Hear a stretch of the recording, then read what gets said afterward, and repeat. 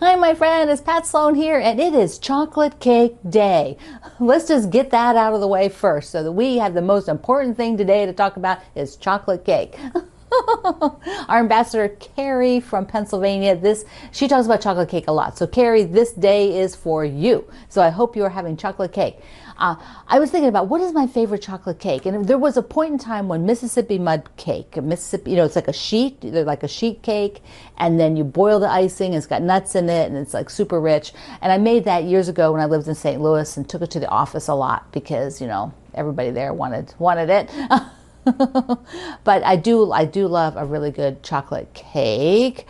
So if you want to share something about chocolate cake, go to my Kitchen Adventures group, the kitchen group at Facebook. Don't put it in the quilt group. We won't approve the post. So unless you got a quilt that you're sitting on, then, we might let it in. But no, put it in the food group because that's what that's all about. So it's chocolate cake day. It is also the kickoff of our Barn Star quilt along, and it's Sewcialites Day. But first, here's these. I like big blocks. Yeah, so look at this. Look how big this is and glorious. All right, we're going to go to the other side and talk about the Barn Star, and then we will talk about the Sewcialites. So the first Barn Star block that we're doing is a big girl. Look at her. Isn't that gorgeous? Let me walk you through a little bit about the book, about some things that are going on with the Barn Star and the fabric collection that I'm using. My friend Bobby, who is one of our ambassadors, is helping me with the sewing on this. So let's first start with, it is a monthly thing. So just once a month, we will go to the book and do the blocks in order. So I'm going to do them in order, just like the book is. Fat Quarter Shop is doing it this way as well. And so that's when you'll see it. The day that we're doing it is the 4th Friday of the month for the whole year of 2023. So there you go. That's how it's going to flow. Now let's just look at the book a little bit. Well, wait, before we do that. So the book itself was printed by my publisher, Martingale, who is closing. They're going out of business, which is incredibly sad, but they have made that decision to close the company. So that means all of the books that were being printed, a lot of them are out of stock. This one the physical book has not been available even for a month now because it's very popular. And so they sold out of that, and of course they're not printing.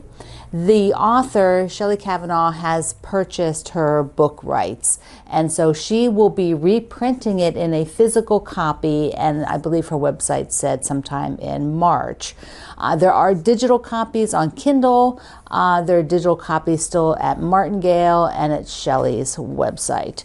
And so I have the list. So if you have not picked up anything yet, now you might find a quilt shop that has this in their stock because, obviously they were sold to all kinds of places by Martingale.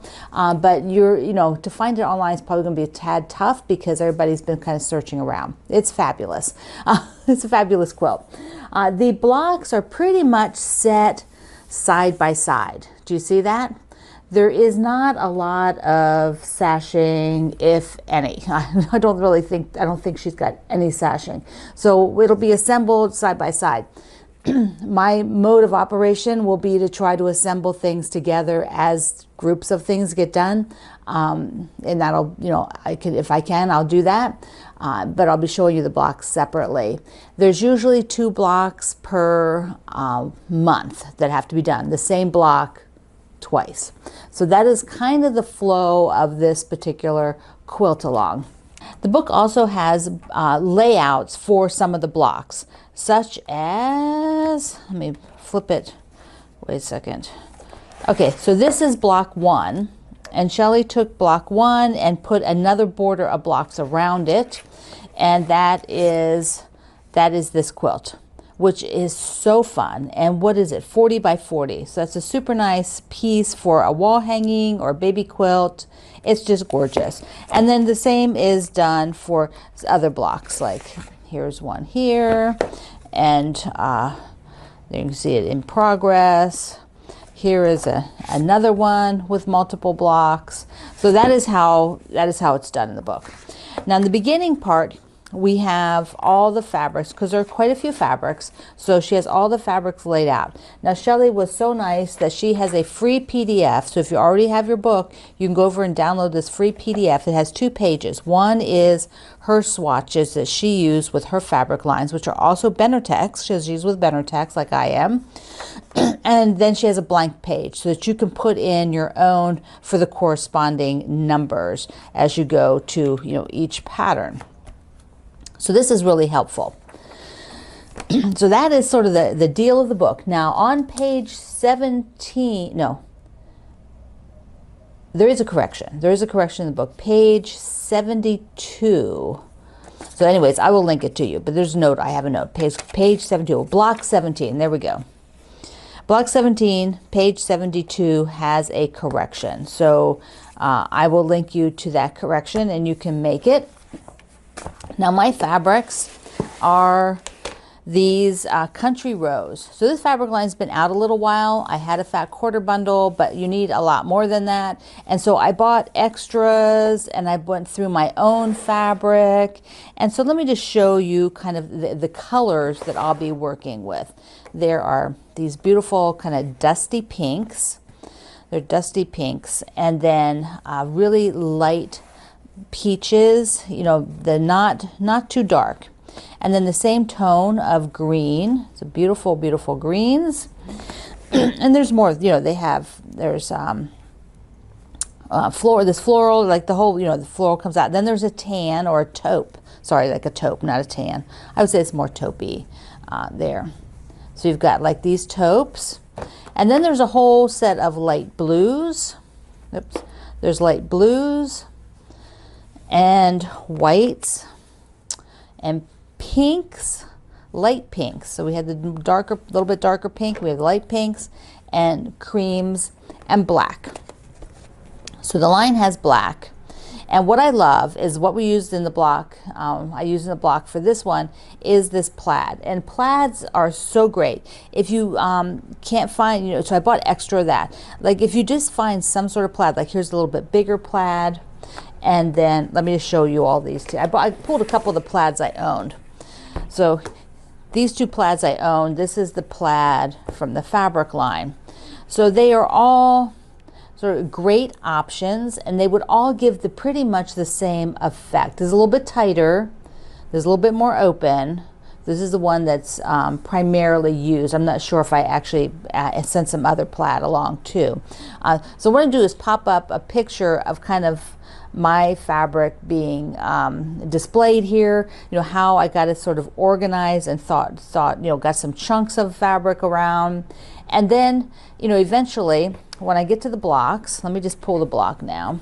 It has some very sort of distinct features. You've got this star in here.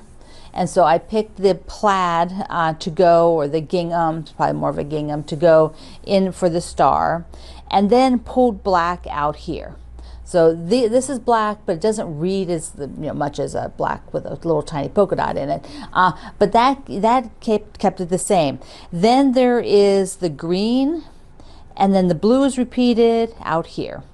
And so that's kind of the formula. Basically using the formula that the author did, Shelley did for the book, but in the colors that I'm working with. Now they are not all going to have black.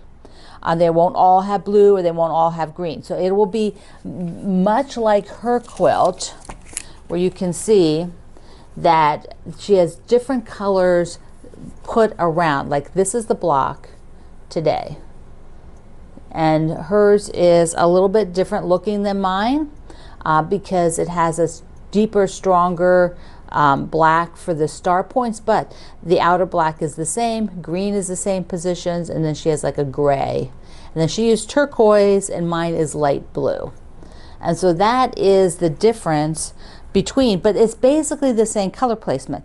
That way, if you use the chart like she has, and you have your color placement, then you can just basically substitute, you know, where there's black, there's black. It doesn't always work out. Like occasionally there'll be one with your fabric, which I found with mine, that it doesn't have enough high contrast because of what I'm using, you know, then you just make an adjustment then.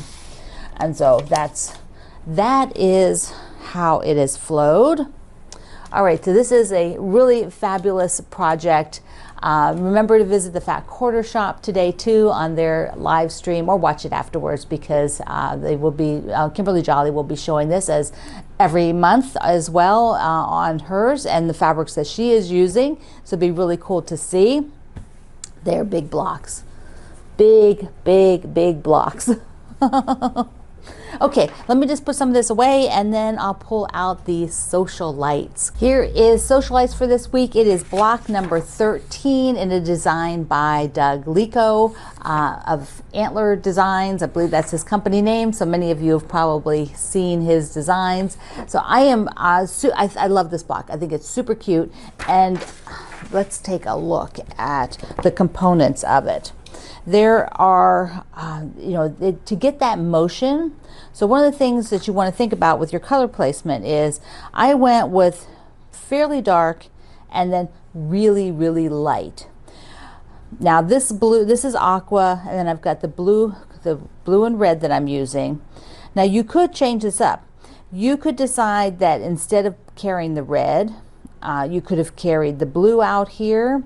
You also could have taken the blue and really made it strong blue with, like if you had, let's just cut a little piece real quick and lay it over top just of that little area. Let me see if I can just do a little mock-up. So you can just see how it makes a difference. Whoops, sorry about that. Okay, so there we go. So if I had done it like this, with that blue, just repeated the same fabrics, it would have given it a really strong frame around the whole thing. Instead, it has this sort of nice sort of wispy feel to it because of using that really light aqua. So I just wanted to show you that point. Now I'm not going to put these up on the wall this week because of time, but I am going to do that next week. And this again is the layout for the Sewcialites. And because I'm part of the program, you know, I have the layout pattern already. And I believe I am going to start sewing it next week. So I will show you. Now I do have these 4 spots that are empty, and I want to put something in there. So I've thought about, do I want to do another full block? And I was talking to our ambassadors, and Melissa, our ambassador, said, why don't you maybe just do an hourglass in there? She said she thought that would look pretty. So I think that's what I'm going to try. So next week, I will start setting mine. You will not get the layout until the end, but I have too many things going on, and by the time that's sort of coming toward the end, I'm going to need to have it finished. So that's kind of the way it works when you sew along with me with patterns that come from somebody else, where they do the layout at the end. You'll just have to wait, but you'll be able to see it and see mine come together. Let's go ahead and go back to the other side and do our organization for today, and maybe a couple of Q&A. So I can't wait to see this with all the other ones, but it's just too much today. We have too much going on, and so you see these every week. This one is, remember, just once a month. We have a few other things for the Virginia Quilt Museum, Quilt Along the Harrisonburg Quilt. Print copies are now available at the museum. So if you want to get a physical copy mailed to you in the mail, you can order that at the museum. And if you have not entered for the kit to do the quilt in my sleepover fabric, be sure you do that as well. So the links are here in the description box and at my website today. So I don't want anybody to miss out on this opportunity to get a kit. That's so fun, right? All right, so our cleanup organizing thing for today is, first of all, look at your ironing board cover, because it's very likely it may need change. And I personally love the ironing board covers that Moda puts out, and so I have just ordered this ruler one for my ironing board. I just really like the way it fits my ironing board. The other thing is, so that's sort of your, it's a sort of a mini little organizing, tidy up thing. If your ironing board really needs replaced, ironing board cover needs replaced, do that. The other is if you have didn't look at your magazines or your books yet, go dive into that for your organization for today. All right, I want to do a couple of Q&A. And first, I want to tell you that there is a group called the Station Stitchers here in Virginia that does a lot of charity work, and I've given some of my quilt tops to them, and they quilt them up and give them to charity, use them for fundraisers, and they have a few of them right now that they're selling, that they quilted them and put the binding on, but I had made the tops in projects, and they're selling them as a fundraiser. They do a lot of charity work with quilts. That is their mission, and so I'll have the link below and at my website so that you can go over to, there's a store in Virginia here that is selling them on behalf of the Station Stitchers, and so all the funds go to them. Okay, I had a few questions, and one is, or just Q&A stuff, but one was we were talking about door organizers, and our ambassador Suzanne shared her door organizer that she actually puts her kits in there, and so there's a link below and under my video here and under my video at my website for that. So that looks really nice. Suzanne found where you can get that. Anne thinks we should declare a Sloan Zone binding day for me. I need about 12 of those days, but yeah, I can do one. Like if I spend 2 evenings, I can sort of get the first part, cut the binding if I haven't cut it, trim the quilt if I haven't done that, put it on, and then maybe the second night, finish up going all the way around. So I don't know, maybe we'll do that. Kathy wanted to know, Kathy said like a little late, but Happy New Year. She goes, I love your videos. How much fabric do I usually buy? That is such an open-ended sort of question because it really depends. I think I've mentioned before, if it's like a novelty print, like a fun novelty print, I will get like just a fat quarter just so I have a little bit of it. But I might buy 3 or 4 yards if I think it might be a border. Plus, like backings and stuff, I generally now use my own fabric lines for that. Okay, I'm going to address here, get Veronica's in, because Veronica's having a problem here. She says when she sews her quilts, it annoys her there is so much fraying of the fabric. She said, is there some way people handle that? And then afterwards, once your quilt top is done, do you go back and like trim the threads on the back so you clean it up? Okay, so let's do 2 parts. One is the fraying. All fabric is going to fray. I would imagine you have a low fray tolerance. Like you have a low tolerance for fraying, because I must have a very high tolerance for fraying. Something has to be really, really doing a lot of fraying for me to even think about it. Maybe because I've been sewing with all kinds of different fabrics for so many years, but like wovens will have a little bit more fraying. So if you have this very low tolerance for it, you just need to build up your system. Just tough it out, because just get used to it. It's going to be like that. And then do I trim the threads? If I have a lot of light space in my quilt and I've got some dark frayed threads, I don't want them laying against that light part of the quilt and showing through, like this block here. If there was a dark thread behind there, it would show in the quilting. So I would clean it up. So if the whole quilt is dark, probably not. I'm not going to take my time to do it. It's not going to matter. You're not going to see it. So that would be the only reason. Okay, so that is it for, I have a few others, but we'll do them another day. So, okay, my friend, Barnstar Sampler. It's wonderful. It's wonderful. I hope that you join in and do your Sewcialites today as well. All right, I love you. Mwah. Thank you for being here in the Sloan Zone. I will see you online.